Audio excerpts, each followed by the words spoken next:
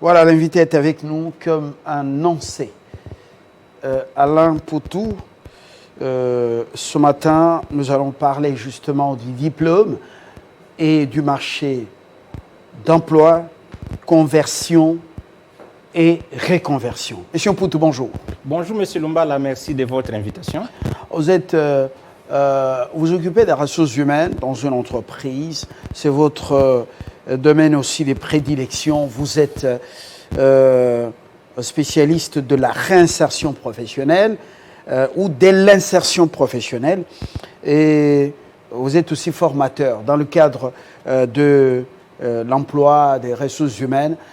Alain, votre centre, c'est encore quoi? Oui, je suis le coordonnateur et formateur au centre d'appui à l'entrepreneuriat et insertion professionnelle. Le centre qui est situé à la 10e rue Limété industrielle dans l'enceinte du couvent des prêtres et missionnaires de Saint-Paul. Très bien. L'emploi, d'abord les diplômes et marché d'emploi. Conversion et reconversion. On avait abordé avec vous la fois passée l'inadéquation qu'il y a entre les diplômes que proposent les universités, instituts supérieurs et grandes écoles du Congo au monde professionnel, inadéquation constatée par rapport aux offres d'emploi qui demandent un certain exercice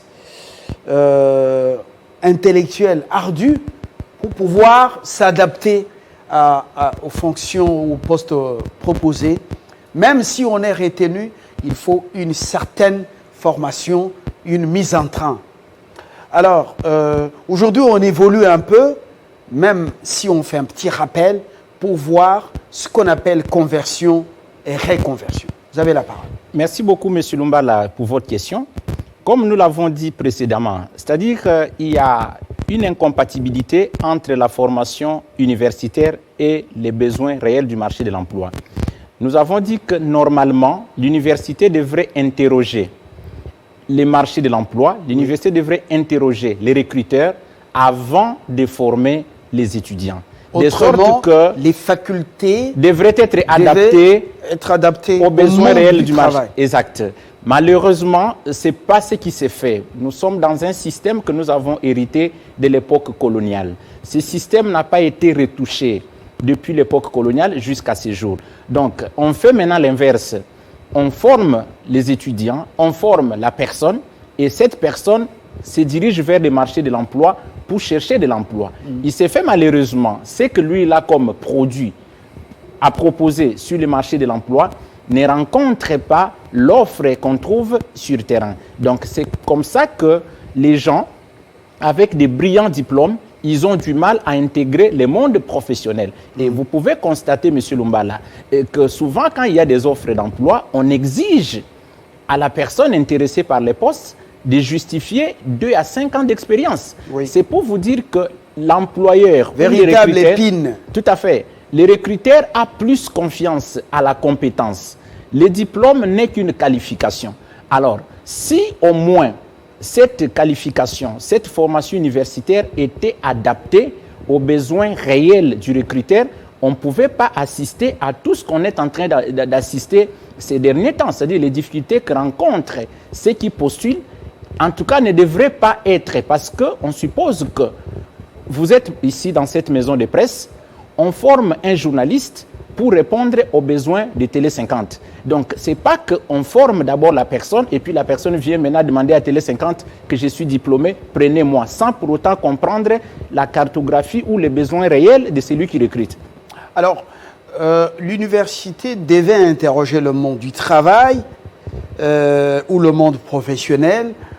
Comment, en principe, qu'est-ce que vous proposez pour ce mécanisme de collaboration, cette passerelle entre le monde universitaire et le monde professionnel? Oui, M. Lumbala. Parce que nous avons un système d'enseignement traditionnel, par moment déphasage, avec les mêmes syllabus, les mêmes cours, voilà, la même façon de donner cours toutes les années. Les professeurs sont en train de... Certains, avec le poids de l'âge, sont en train de partir. les jeunes reviennent et tous, ils sont assistants chefs des travaux et encadrés par les mêmes professeurs. Alors, comment doit se faire cette collaboration, comment cette passerelle doit être jetée quand on sait que dans le monde académique, rien n'a changé, à part quelques essais du système LMD dans certains établissements où on prend les gens du monde professionnel pour aller parler aux étudiants en formation. Monsieur Lumbala, vous êtes journaliste expérimenté. Dites-moi combien de fois vous avez reçu ne fût-ce que les invitations des universités qui ont la faculté de communication pour vous appeler. Monsieur Lumbala vient à l'auditoire, explique un peu aux étudiants qu'est-ce que vous faites comme journaliste. Ça commence à se faire à trois reprises. D'abord, à deux reprises, le professeur Achille à l'Université pédagogique nationale, faculté des lettres et sciences humaines, au département des sciences de l'information et la communication, des journées scientifiques pour parler aux étudiants de ce que nous faisons, un certain nombre de journalistes avec des sujets précis. Professeur Achille, nous saluons cette initiative. Ça, c'est quelqu'un qu'il faut vraiment encourager. Oui. Et il est parmi les rares. En tout cas, je n'en connais pas plus de 5 qui font ça. L'ISIPA aussi, ça se fait depuis un certain temps.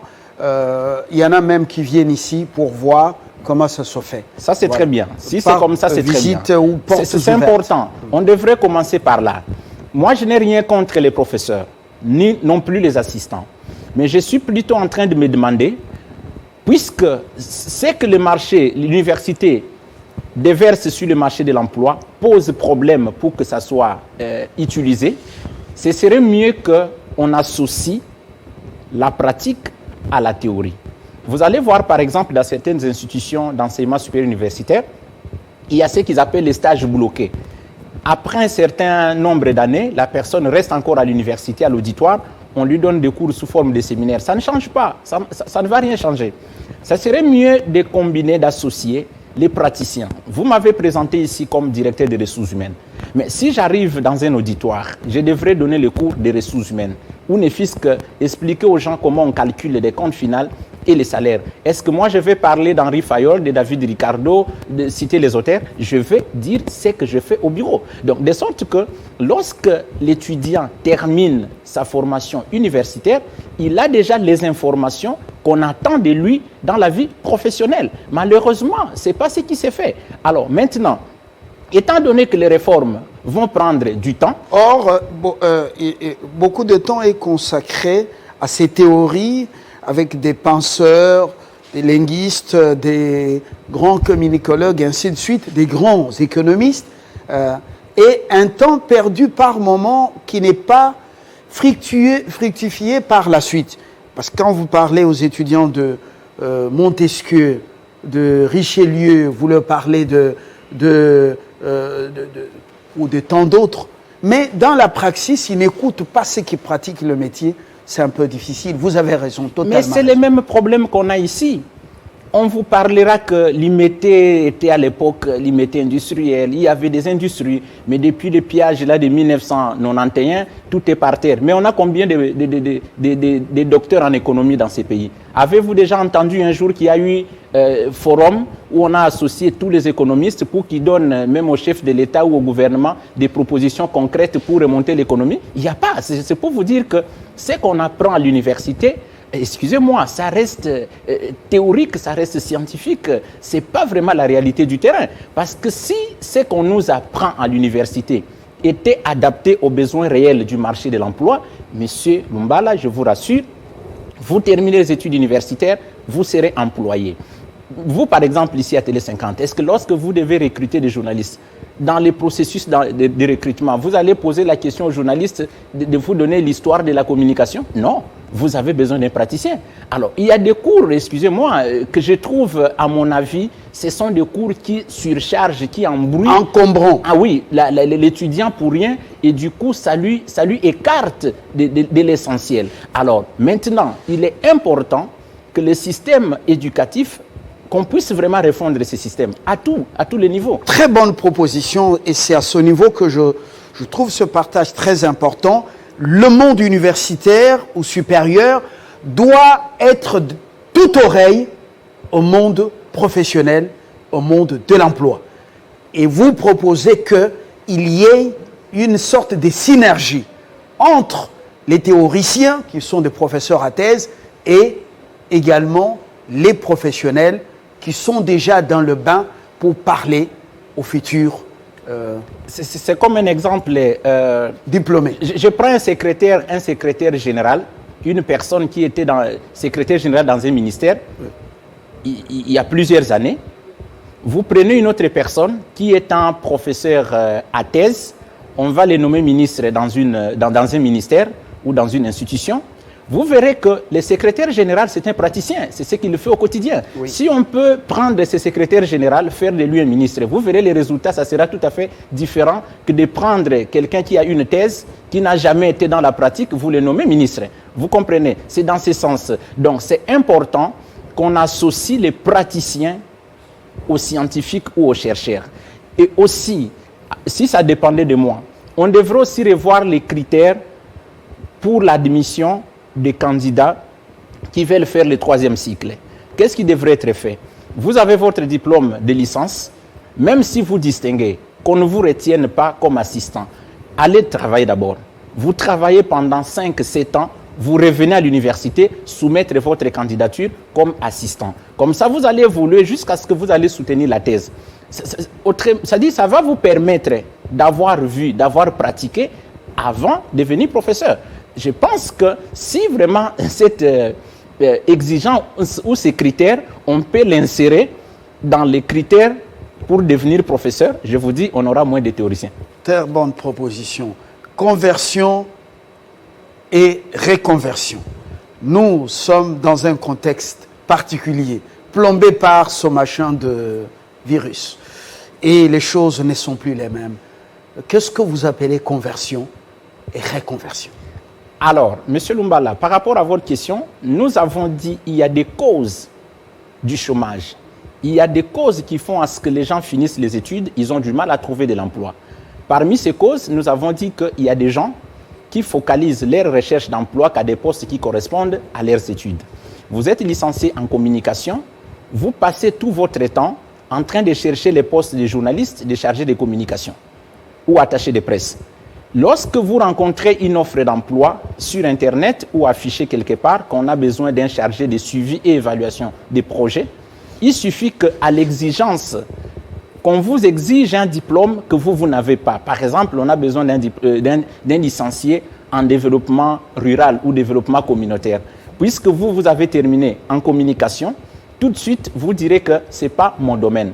Ou c'est lui qui finit les études en droit.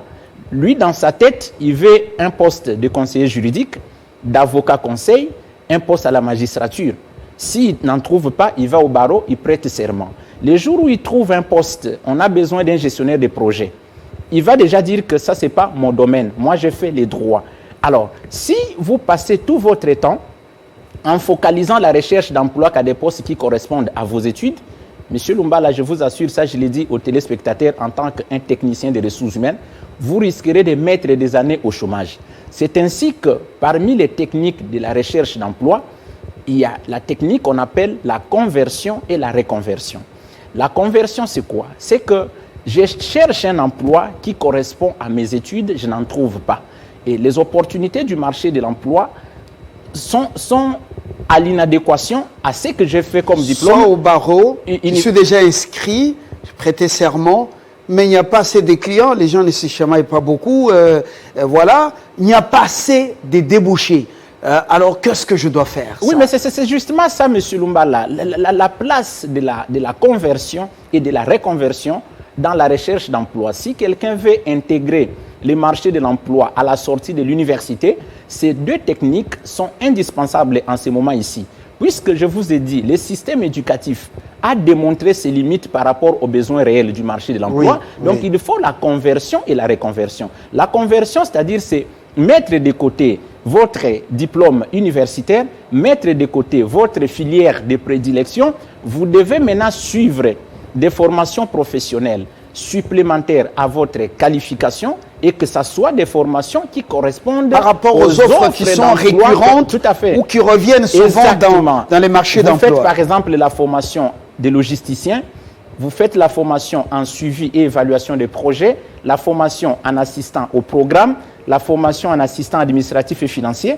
Comme ça, vous allez mettre à profit les compétences acquises de vos formations professionnelles que vous allez maintenant ajouter à votre diplôme universitaire comme une valeur ajoutée. C'est ce qu'on appelle la conversion. Donc, vous oubliez un peu votre licence en communication ou votre licence en droit, en économie, mais vous suivez des formations professionnelles qui correspondent aux offres d'emploi que vous trouvez sur le terrain. Oui, c'est que autrefois sur ce plateau,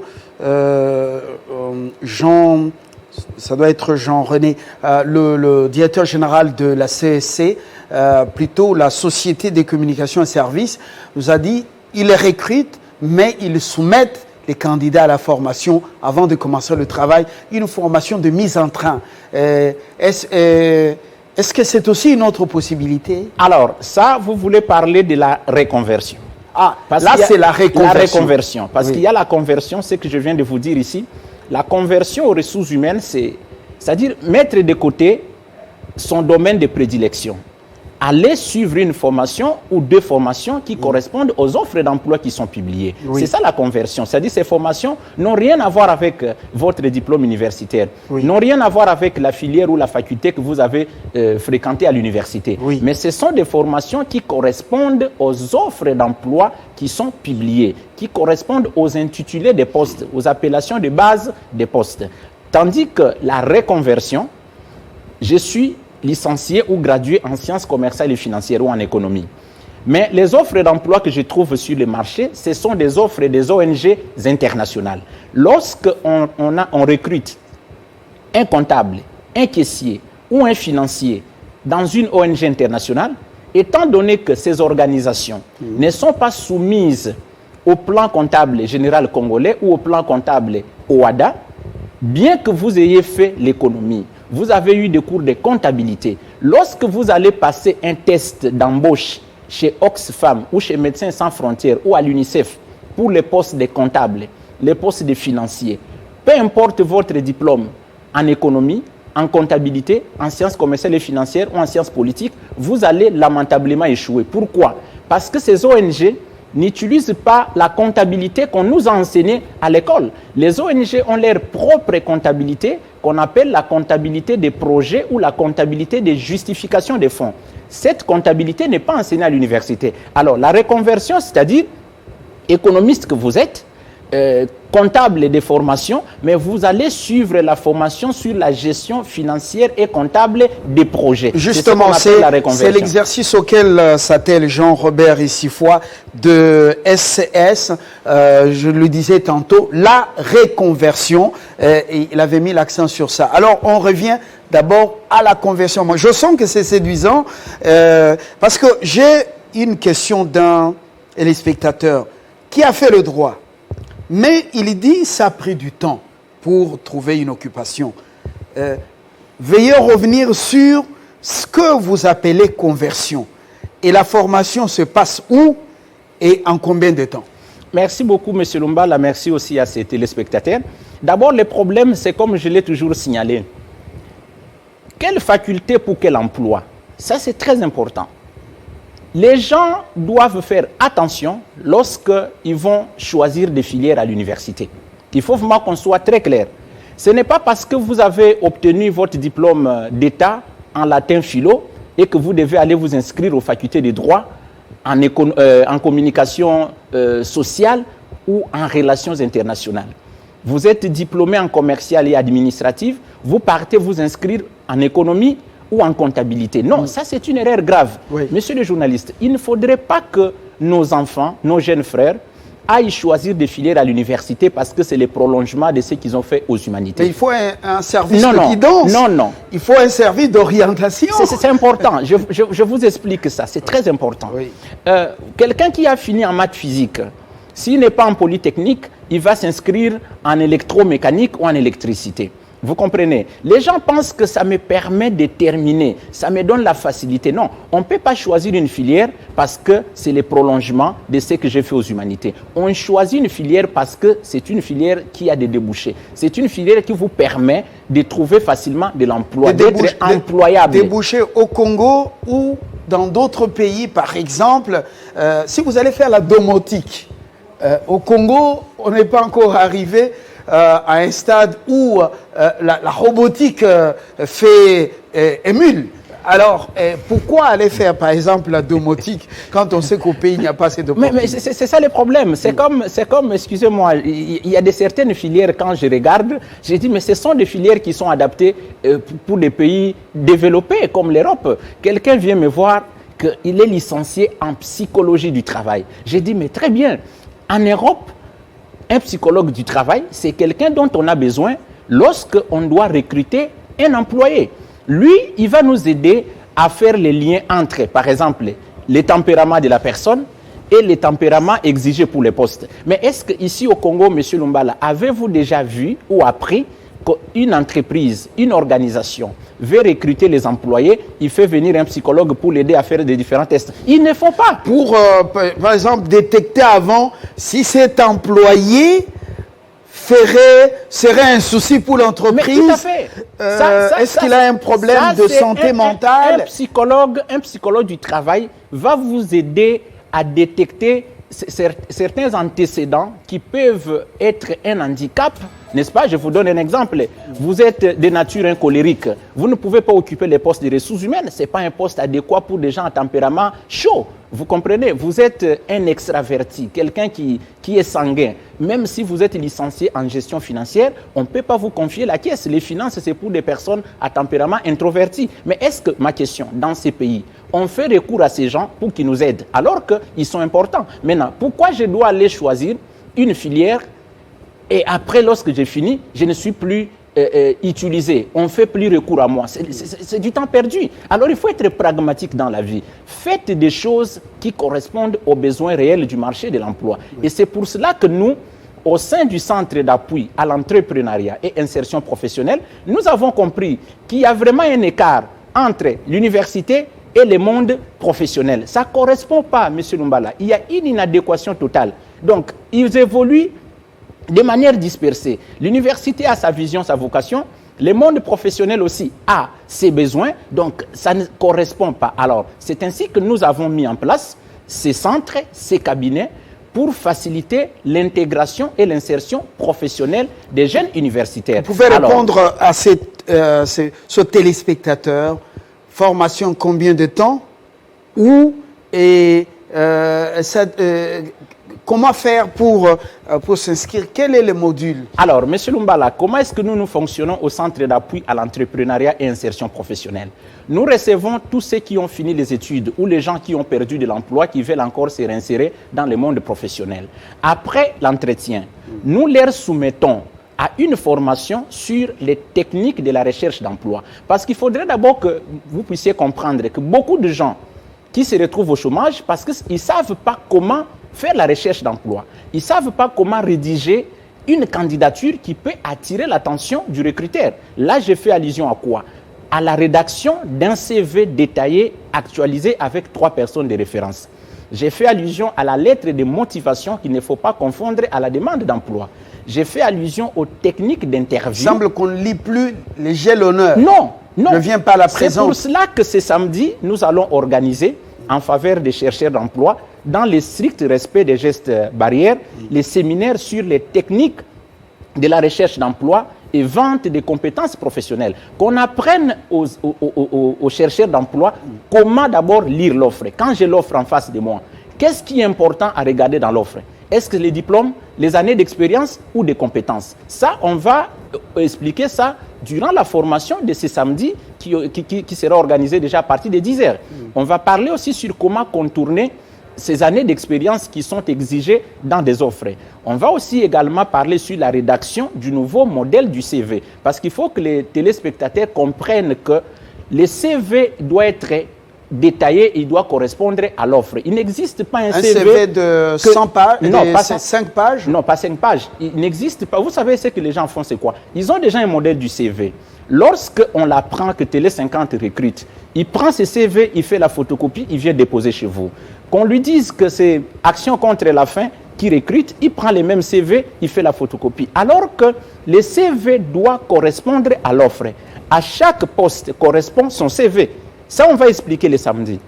Il y a aussi la lettre de motivation. Les gens sont habitués, objet, ma motivation, j'ai l'honneur de venir chercher. Non, la lettre de motivation diffère de la lettre de demande d'emploi. Ça, on va expliquer. Même les techniques d'interview. Comment passer l'interview? Alors, ce séminaire aura lieu ce samedi ici, M. Lumbala, de 10h à 15h, à la 10e rue Limité industrielle, dans l'enceinte du couvent des prêtres missionnaires de Saint-Paul, dans le strict respect des gestes barrières.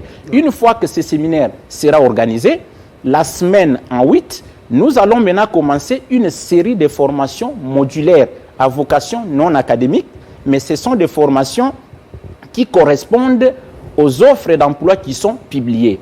On va organiser la formation des logisticiens, gestionnaires du charroi automobile, la formation en monitoring, suivi et évaluation, la formation en assistant au programme et au projet, la formation sur la gestion financière et comptable des ONG internationales. Il y aura également la formation en assistant administratif et ressources humaines. Donc c'est important que les téléspectateurs comprennent que les centres d'appui à l'entrepreneuriat et insertion professionnelle est là pour faciliter l'insertion professionnelle, l'intégration professionnelle de ceux qui sont à la recherche d'emploi.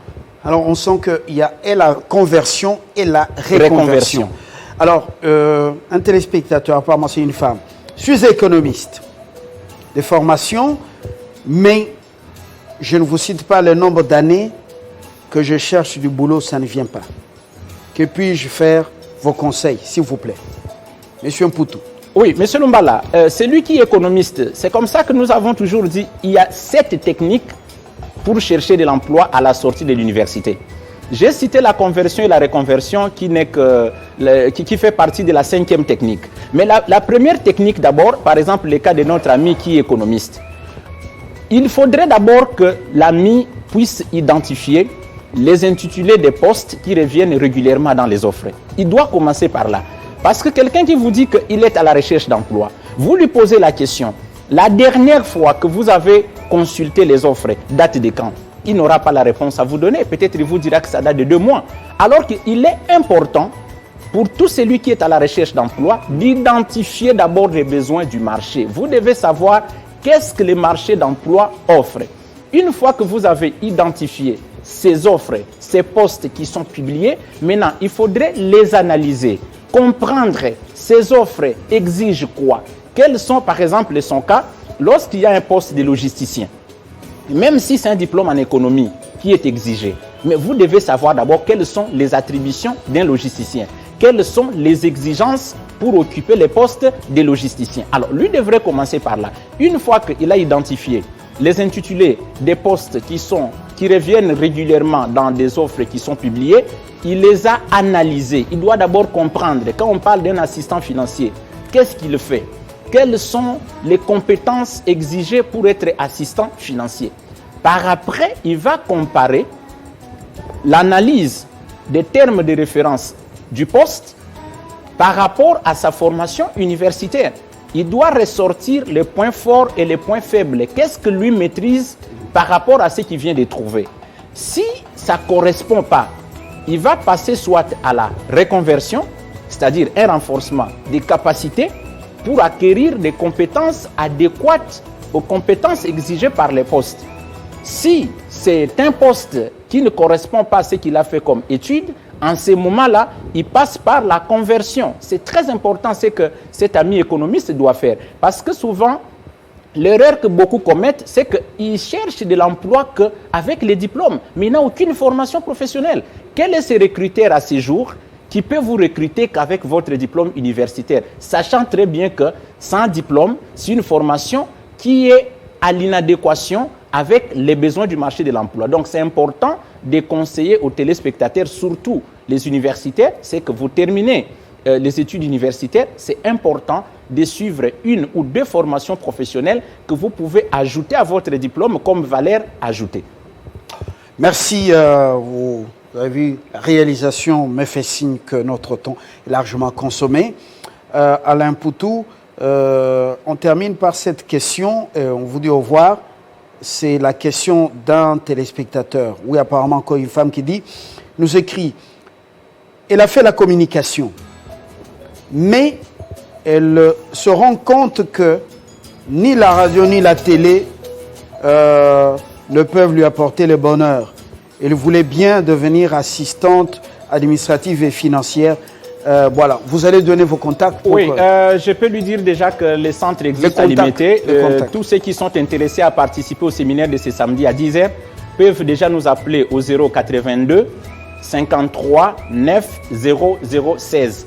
082 53 9 0016. Donc qui passe au secrétariat du centre d'appui à l'entrepreneuriat et insertion professionnelle situé à la 10e rue Limité industrielle dans l'enceinte du couvent des prêtres et missionnaires de Saint-Paul pour les retraits de l'invitation et qui viennent samedi assister à ce séminaire qui sera organisé à leur faveur sur les techniques de la recherche d'emploi. S'ils ont d'autres préoccupations, ils peuvent appeler au numéro que nous venons de communiquer, les 082 53 9 0016.